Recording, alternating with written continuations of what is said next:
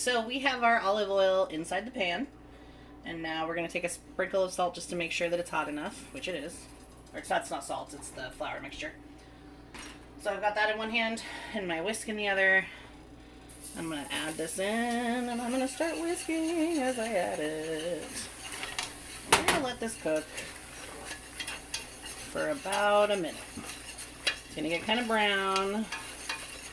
And that's fine. And we're just kind of cooking it. We're making sure it doesn't burn. We're going to turn it down a little bit because it's at 4.5 on my oven. Next thing we're going to do is we're going to, thank you. Alright, we're whisking. And we're measuring. I know that 2 teaspoons is 10 milliliters, excuse me. So, that's some soy sauce that we're adding. And then we're going to add our vegetable broth, which I didn't have open. Have all your stuff open because it moves fast.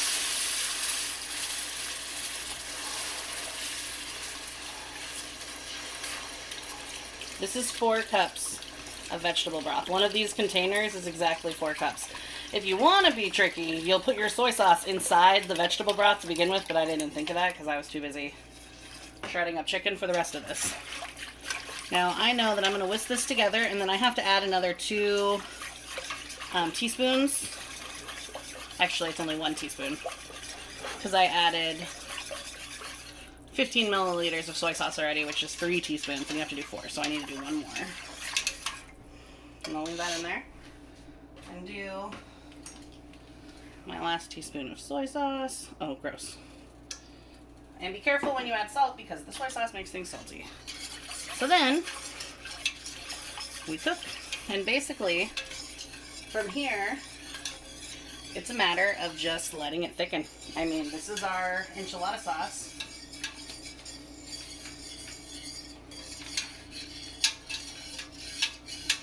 And you just keep moving it. And it only takes a couple of minutes. I'm going to take this back up because I want it to get to a really good solid like simmer boiling point, which is how we help make it thicken. So it doesn't look like regular enchilada sauce because it doesn't have tomatoes in it, but I have a tomato allergy. So, and my partner is gluten-free. So we had to figure, this is also vegan for the record. We had to find an alternative to classic enchilada sauce, so this is what we did. And the soy sauce, in case you're wondering, because I'm sure you are, you're like, why soy sauce? Well, the soy sauce adds the umami flavor that the tomato paste usually would contribute to the enchilada sauce. So that you're not missing out on that, you know, kick of, I don't know, like savory.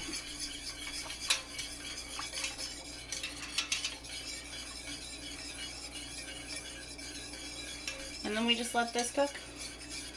As I'm stirring it, I'm starting to feel a little bit of resistance. If I slow down my stirring, you can see that, you know, we're not quite even to boiling yet. We're still just kind of getting in that warm-up stage.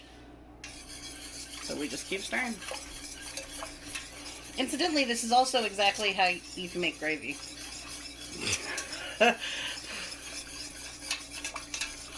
Enchilada sauce is just gravy for enchiladas. Yep, I'm hilarious. You can find me on TikTok at Libra Perspectives.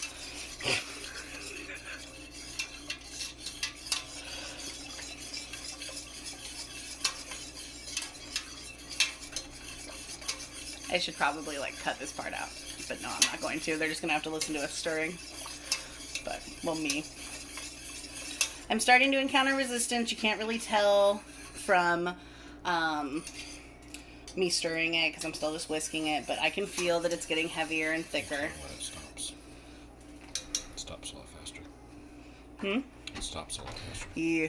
I'm going to show the consistency too. This has been stirring for a couple minutes here, and we've got a consistency kind of like that. So it's not really as thick as I want it yet, but we're getting there.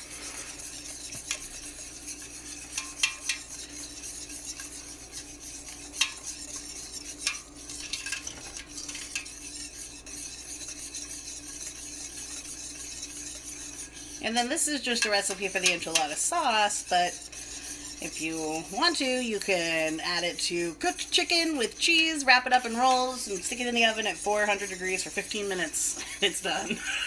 Because this is the this is the more difficult part. The rest of it's pretty easy. So now I'm starting to get some good resistance on it. It's thickening up to about where I want it to be, because I want kind of a thinner enchilada sauce, because it's combining with cream cheese and chicken. And I want to make sure I have enough to do what I'm trying to do tonight. So at this point, we're going to call it good. And we're going to pull it off the heat. I'm going to turn the heat off over there. We're going to pull it off the heat. Boop. And the very last step to this is that you put in 2 teaspoons. I'm just going to use the same soy sauce teaspoon thing. 2 teaspoons of apple cider vinegar or distilled white vinegar to give it a bit of a kick.